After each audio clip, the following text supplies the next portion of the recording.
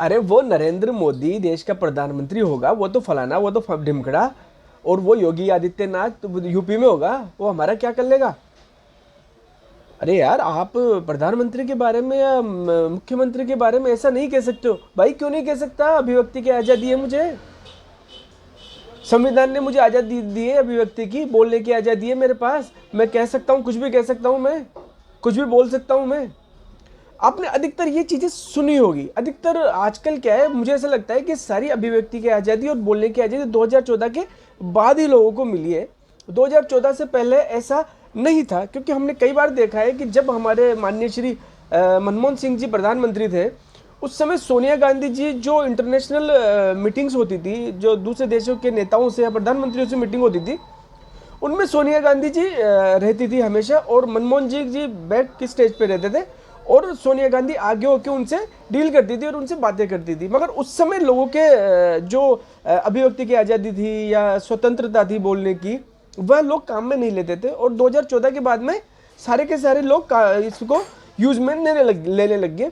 अब जैसे मैंने नहीं देखा है कि जब से नरेंद्र मोदी प्रधानमंत्री बने उसके बाद से कभी भी जो राष्ट्रीय अध्यक्ष थे, जैसे कांग्रेस की राष्ट्रीय अध्यक्ष श्रीमती सोनिया गांधी थी, तो वो हमेशा प्रधानमंत्री के साथ रहती थी। इवन कई बार तो हमने देखा है कि प्रधानमंत्री जी मनमोहन सिंह जी कुर्सी पर बैठ जाते हैं, फिर भी उसको वहाँ से उठा के दूसरी कुर्सी पर बैठाया जाता है, और फिर वहाँ पर आके मैडम बैठती है। मगर जब से नरेंद्र मोदी प्रधानमंत्री बने, तब से मैंने एक बार भी नहीं देखा कि जो उनके राष्ट्रीय अध्यक्ष थे बीजेपी के, कि अमित शाह कभी इंटरनेशनल मीटिंग में कहीं पर वहाँ पर मौजूद हो, और अभी जो जेपी नड्डा है वो भी कहीं पर मौजूद हो। खैर, ये अपनी अपनी पार्टियों की बात है। मगर सोचने वाली बात है कि जो ये अभिव्यक्ति की आज़ादी है, जैसे कई लोग बोलते हैं, अभी एक है समझदार आदमी, उसने कहा था कि साहब जब नरेंद्र मोदी जी पहाड़ों में चले जाएंगे और वो क्या बोलते हैं योगी जी मठ में चले जाएंगे, फिर तुमको कौन बचाएगा। और ये मैं कुछ भी बोल सकता हूँ, हमारा प्रधानमंत्री, कई लोग प्रधानमंत्री जी को गालियाँ भी देते हैं और कई मुख्यमंत्री जी को गालियाँ भी देते हैं, कोई कुछ भी बोलता है आजकल। तो ये बोलने की जो आज़ादी है या जो अभिव्यक्ति की आज़ादी है, वह कहाँ तक सही है और कहाँ तक आज़ादी है वाकई में, और कहाँ तक होनी चाहिए। देखिए, मेरे हिसाब से आप किसी नेता की बुराई कीजिए, कोई दिक्कत नहीं है, ठीक है। आप सरकार की बुराई कीजिए, वो हक है। सरकार को आप जज कीजिए कि सरकार का ये काम अच्छा था, ये सरकार का ये काम अच्छा नहीं था, इन्होंने ये किया, इन्होंने ये नहीं किया, इस राजनीतिक पार्टी ने ये काम सही किया, इसने नहीं किया, ये हमारा हक है। मगर किसी भी पार्टी से हो, अगर कोई नेता जब प्रधानमंत्री बन जाता है, तो प्रधानमंत्री बनने के बाद में वह उस देश का नेता हो जाता है, फिर वह किसी पार्टी का नेता नहीं होता, ठीक है। अब जैसे ये मान लीजिए कि अभी हमारे देश के अंदर 130 करोड़ जनसंख्या है, तो अगर नरेंद्र मोदी जो हमारे प्रधानमंत्री है, तो वह ये नहीं कहेंगे कि वो बीजेपी के प्रधानमंत्री है, नहीं, वह भारत के प्रधानमंत्री है।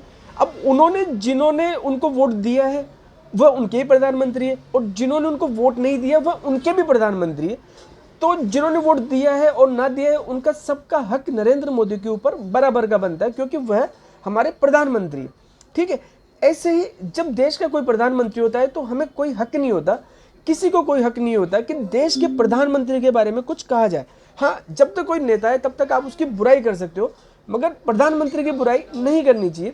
दूसरा, आप उनकी नीतियों की बुराई कर सकते हो, मगर आप प्रधानमंत्री को गाली नहीं दे सकते हो, किसी मुख्यमंत्री को गाली नहीं दे सकते हो। आप देश के खिलाफ कुछ भी नहीं बोल सकते हो, ठीक है। हाँ, ठीक है, आपको किसी से पर्सनल कुछ है, या आपको कोई जैसे स्कीम किसी की पसंद नहीं आई, तो आप कोई नीति पसंद नहीं आई, तो आप उसके बारे में उसको जज कर सकते हो, उसके ऊपर आप क्या बोलते कमेंट्स कर सकते हो। मगर जब कोई शख्स हमारे प्रधानमंत्री है, हमारे मुख्यमंत्री है, भले वो किसी भी पार्टी के हो, मगर उनको गालियां नहीं दे सकते हो आप।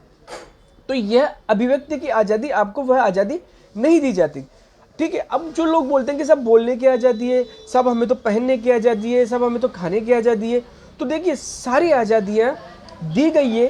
तो अगर ये सारी आज़ादियाँ देनी ही थी, या सारी आज़ादियाँ वाकई में पूरी तरह से काम करती है, तो फिर संविधान बनाने की जरूरत क्या थी भाई। आपने संविधान बनाया, ठीक है, अब आपने संविधान बना दिया कि सब दारू आप बार में पी सकते हो, घर में पी सकते हो, मगर सड़क पे नहीं पी सकते हो। तो संविधान बना के नियम बनाना ये, ठीक है। आप गाड़ी चला रहे हो, ठीक, अब जब आप गाड़ी चल रही है तो आपको सीट बेल्ट बांधना जरूरी है, और अगर आप बाइक पे तो आपको हेलमेट पहनना जरूरी है, मगर अगर गाड़ी कार खड़ी हुई है तो आपको सीट बेल्ट बांधना जरूरी नहीं है, और बाइक भी खड़ी है तो आपको हेलमेट पहनना भी जरूरी नहीं है। तो ये नियम है ना भाई, आपको एक सभ्य समाज में रहने के लिए, एक देश में रहने के लिए किन नियमों की जरूरत है या किन कौन से नियम होने चाहिए, वह संविधान तय करता है कि यार ये ठीक है या नहीं है। अब संविधान वो चीजें कैसे ठीक करता है भाई, संविधान में जो नियम बनते हैं या जो कानून बनते हैं वो किस बेस पे बनते हैं, वह नैतिकता की बेस पर बनते हैं। जैसे नैतिकता क्या हो गया कि जैसे किसी ने किसी का मर्डर कर दिया तो यह नैतिकता ठीक नहीं है, यह नैतिक रूप से ठीक नहीं है। कोई किसी भी आदमी को किसी की जान लेने का हक नहीं है, तो यह नैतिकता नहीं है ना।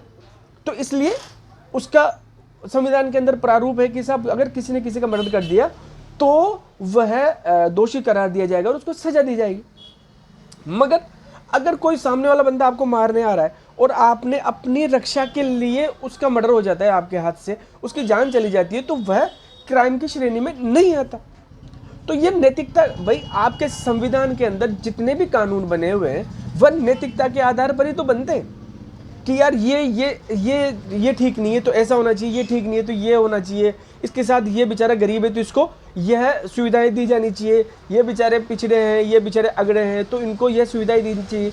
तो नैतिकता ही होती है। तो अब समाज में जो रहते हैं हम लोग, वो समाज की भी जो सबसे फर्स्ट चीज़ है वह नैतिकता के आधार पर तो रहते हो आप। अब समाज की सबसे छोटी इकाई होती है, देश की सबसे छोटी इकाई परिवार होती है।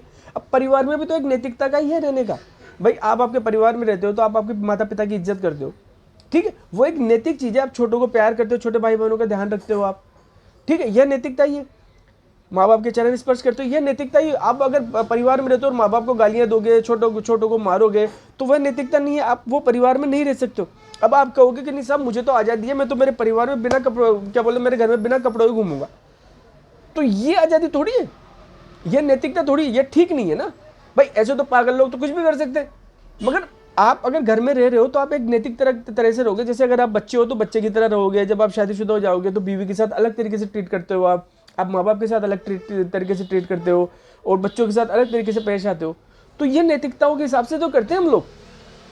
अब सपोज कीजिए कि वैसे तो मैं बोल रहा हूँ कि नहीं साहब हम तो संविधान को मानते हैं। कई लोग होते हैं जो ये बार बार में कहते हैं कि नहीं साहब हम तो संविधान के अकॉर्डिंग चलते हैं, हमें तो संविधान के अकॉर्डिंग क्या बोलते हैं राइट्स मिले हुए, हमें तो बोलने का अधिकार भी है, हमें तो खाने का अधिकार भी है, हमें तो पीने का अधिकार भी है, हमें तो पहनने का अधिकार भी है।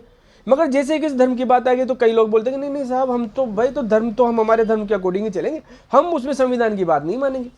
अरे भाई धर्म के अगर दूसरे देश में जाके मानते हो क्या भाई? इस देश में अगर आप किसी धर्म को मानते हो तो इस देश के संविधान भी तो लागू होंगे ना। धर्म घर के लिए होता है हमेशा। आप अगर किसी भी धर्म को फॉलो करते हो तो वह आपके घर में जो आपके क्रियाकलाप होते हैं, आप जो सामाजिक गतिविधियां करते हो, उसमें धर्म इंपॉर्टेंट होता है। मगर जैसे ही आप देश की बात आती है तो वहां पर संविधान इंपॉर्टेंट होगा।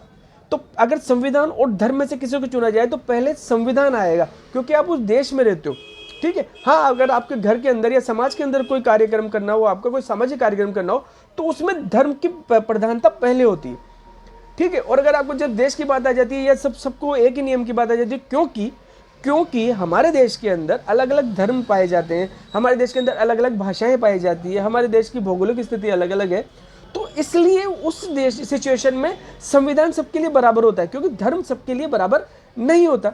हर किसी का धर्म उसको अलग अलग तरीके से क्या बोलते हैं नीति आचरण करने के लिए क्या बोलते हैं नियम बने हुए। जैसे अब किसी भी, जैसे हिंदू धर्म के अंदर, सनातन धर्म के अंदर शादियां अलग तरीके से होती है, किसी और धर्म के अंदर अलग अलग तरीके से होती है।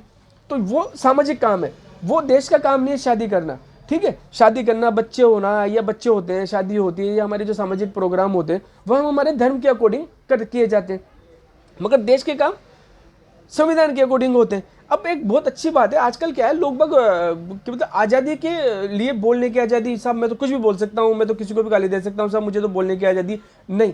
100% आज़ादी, मैंने पहले भी एक मेरे वीडियो में कहा था, 100% आज़ादी अगर आपको चाहिए तो आपको सिर्फ वह जंगल में ही मिलेगी।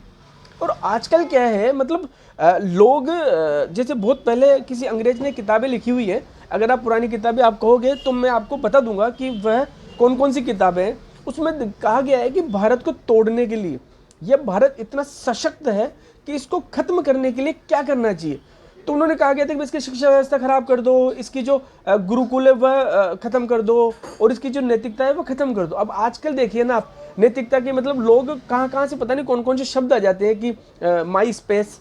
जो आजकल के स्टूडेंट्स वगैरह होते हैं वह पता नहीं कहाँ से लोगों के दिमाग में घुसा दिया जाता है कि सब माई स्पेस है, मतलब मेरा भी कोई फ्रीडम है, मेरी भी स्पेस है, मुझे भी स्पेस होना चाहिए। अब वो पढ़ लिख जाते हैं ज़्यादा, तो फिर वो अपना स्पेस ढूंढने लग जाते हैं, और अपना स्पेस ढूंढते हैं तो फिर वो अलग रहने लग जाते हैं, और फिर अलग रहने लग जाते हैं तो माँ बाप का ख्याल उनका कौन रखेगा। तो मतलब आप लोगों ने माई स्पेस के नाम से मतलब इस देश को यूज़ किया है आपने, मतलब अपने माँ बाप को भी आपने यूज़ किया है उनको, और यूज़ करने के बाद में आपने मतलब जब तक आपको काम था, जब तक आपने काम किया, और फिर जब आपका काम निकल गया अपने माँ बाप से भी, तो आपने उनको छोड़ दिया। तो आप ये मत भूलिए कि आप भी थोड़े दिनों बाद में बूढ़े हो जाएंगे, फिर आपका ध्यान कौन रखेगा भाई। गिव एंड टेक का मामला है यह, तो आप जो दोगे वही आपके पास मिलेगा वापस। अगर आपने किसी के साथ अच्छा किया तो 10 गुना अच्छा आएगा, और बुरा किया तो सोचिए 20 गुना बुरा भी आपके पास ही आएगा। मतलब लोग मतलब आपके दिमाग के अंदर पता नहीं कहाँ कहाँ से क्या क्या चीज़ें डालते हैं। वो लोग ऐसी चीज़ें डालते हैं जिससे हमारी नैतिकता और हमारा समाज दूषित हो। ठीक है, आपके दिमाग में ये चीज़ें डालते रहते हैं। और आजकल के जो यूथ है वह तो मतलब इतना क्या बताऊं, मतलब क्रेजी टाइप का हो गया कि उनको कुछ समझ ही नहीं आ रहा कि वह क्या करते हैं क्या नहीं करते हैं। बस आज़ादी के नाम पर साहब हमें तो आज़ादी। अब आज़ादी क्या है, मतलब स्कर्ट पहनना आज़ादी है, छोटे कपड़े पहनना आज़ादी है, दारू पीना आज़ादी है, सिगरेट पीना आज़ादी है। मैं दोनों के लिए बोल रहा हूँ, लड़का और लड़की, मेरे लिए लड़का लड़की में कोई फ़र्क नहीं है। कपड़े, छोटे कपड़े लड़कों के लिए भी उतने ही खराब है जितने लड़कियों के लिए खराब है, या फिर दोनों के लिए सही है, दोनों फिर गलत है। भाई आप ठीक है, अगर आप घर के अंदर हो चलो ठीक है, आप कमरे के अंदर हो, मगर अगर बाहर भी जाते हो तो आपके घर में आपकी माँ, बहन, भाई, पिता सब रहते हैं। अब उनके सामने आप छोटे छोटे बिल्कुल छोटे कपड़ों में बाहर जाते हो। और आजकल तो इतने महान लड़के लड़कियां हैं, जो यूथ है वह शॉर्ट्स के अंदर घर से बाहर निकल जाते हैं, बहुत ज़्यादा शॉर्ट्स के अंदर घरों से बाहर निकलते आराम से रहते हैं।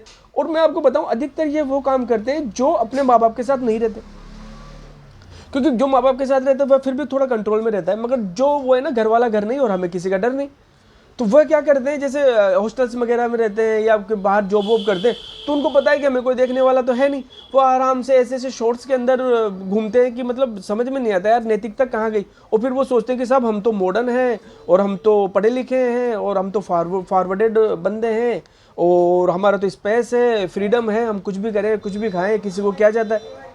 अरे आप एक बात बताइए, आप कहीं पर बैठे हुए हो, ठीक है, और आपका कहीं पर कोई मीटिंग वीटिंग चल रही हो, या आप कहीं पर ऑफिस में हो, तो आप अगर वहाँ पर ऑफिस में क्या बोलते हैं, अगर कोई आपके पास आएगा तो आप सबसे पहले उसके बारे में कैसे इंप्रेशन, मतलब कैसे आप उसके बारे में कुछ सोचोगे।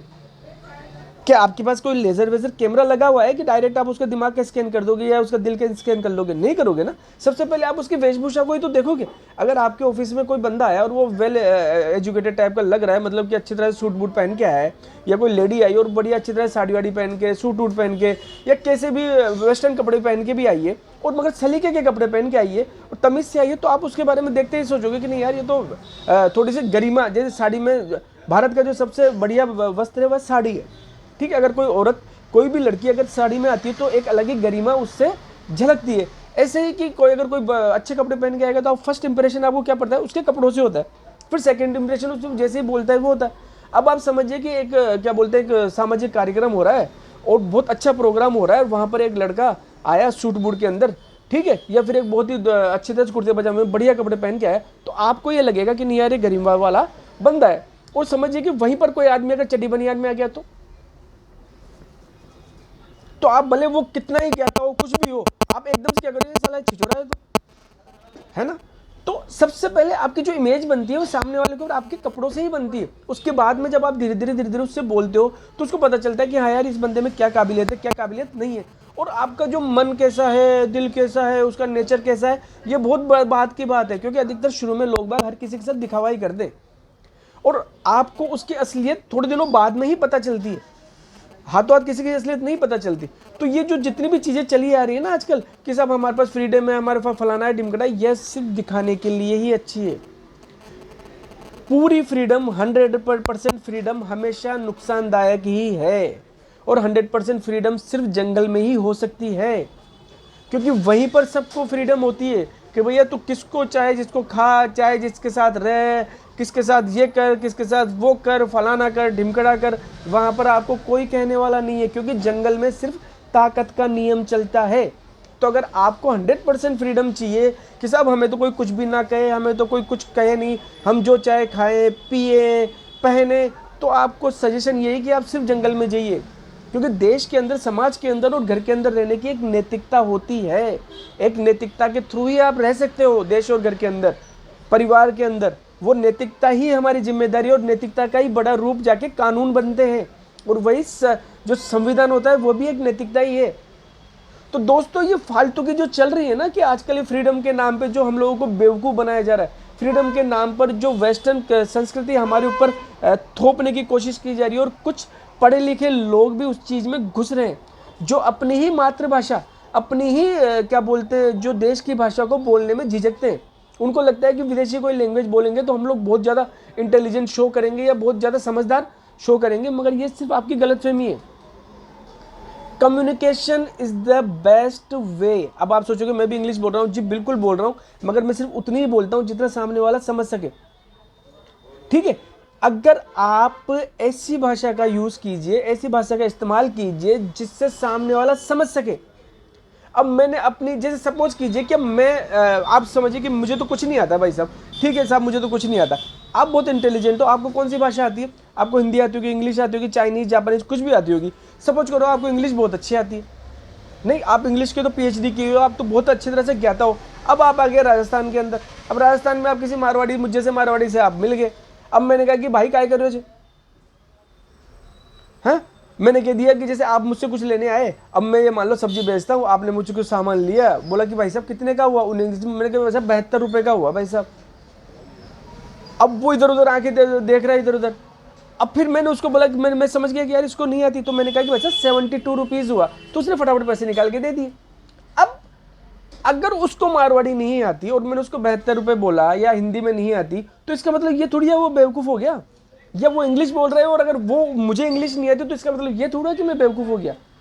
तो लैंग्वेज जो होती है वह सिर्फ एक कम्युनिकेशन के लिए होती है, इंटेलिजेंसी का सबूत नहीं होती लैंग्वेज। कोई भी लैंग्वेज आप कह दिए तो वह इंटेलिजेंसी का सबूत नहीं होती।